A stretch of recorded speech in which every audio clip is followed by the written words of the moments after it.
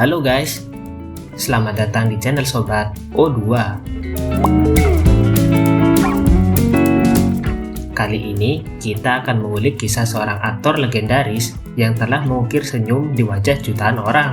Ia bernama Eng Mantat, atau yang kita kenal dengan Pak Mantat. Tapi sebelum itu, jangan lupa untuk subscribe channel ini supaya kalian tahu update video terbaru dari Sobat O2.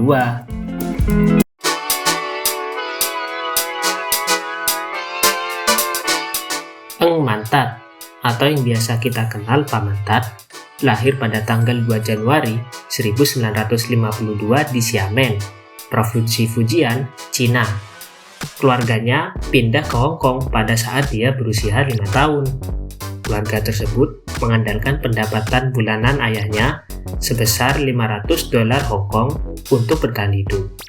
Pak Mantat belajar di Aberdeen Technical School, di mana dia mengajar kursus mekanik untuk membantu menafkahi keluarga. Pada tahun 1973, Pak Mantat masuk ke dalam kelas pelatihan aktor di stasiun televisi TVB, yang menjadi awal mula perjalanannya di dunia akting.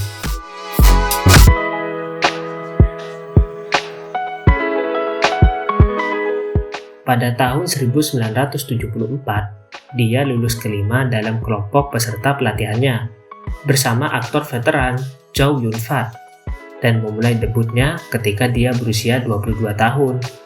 Dia adalah salah satu dari 7 orang dari angkatannya yang menandatangani kontrak akting dengan TVB. Film terobosan Pak Mantat adalah serial televisi Chor Lau Heung edisi 1979, di mana ia berperan sebagai Wu Tit-fa. Peran ini membuatnya menjadi salah satu aktor yang paling dicari saat itu. Namun, ia terjebak dalam ketenaran dan kekayaan yang diperolehnya dan mulai berjudi. Pada tahun 1980, ia berhutang $300.000 Hong Kong kepada rentenir dan dinyatakan bangkrut. Eng ingin meminjam uang dari teman-temannya, termasuk Chow, tapi dia ditolak oleh mereka dan kemudian mempertimbangkan bunuh diri sebagai jalan keluarnya.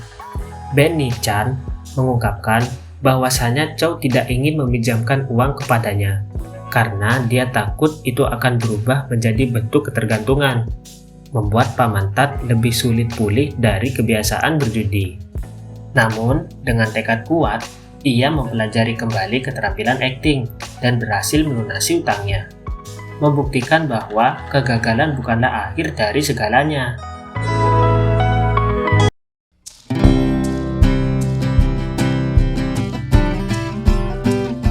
Pada tahun 1985, Pak Mantat berakting di serial televisi Polis Kadet 84 yang diterima dengan baik oleh pemirsa televisi lokal dan memungkinkan rekan-rekannya di industri untuk mengevaluasi kembali dia dengan cara yang positif.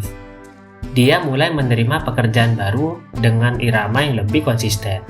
Pada tahun 1988, dia mulai menjadi lawan mainnya Stephen Chow dengan serial televisi TVB pertama mereka bernama The Final Combat, dan juga film populer tahun 1990 All for the Winner, di mana dia berperan sebagai Paman Go. Dia terkenal karena bermain bersama Chow dalam film komedi yang memecahkan tangga lagu box office Hong Kong pada tahun 1990-an. Dalam film-film ini, dia sering memerankan karakter-karakter lucu yang menjadi pelengkap sempurna bagi peran utama Stephen Chow. Chemistry mereka di layar kaca begitu kuat sehingga banyak penonton yang menganggap mereka sebagai dua komedi yang tak terpisahkan. Pada tahun 2001, Pak Mantat dan Stephen Chow berkolaborasi untuk yang terakhir kalinya di serial Solid Soccer. Pada tahun 2006, ia membintangi Taiwanese drama The Hospital sebagai Tang Guotai. Dia kemudian dinominasikan sebagai aktor pendukung terbaik di Golden Bell Awards ke-42 pada tahun 2007. Pada tahun 2014, dia diagnosis menderita kanker hati yang membuatnya harus menjalani berbagai pengobatan. Meski demikian, semangatnya untuk terus berkarya tidak surut. Paman Tat tetap aktif di dunia hiburan, baik di layar lebar maupun di televisi, meski harus mengurangi intensitas pekerjaannya.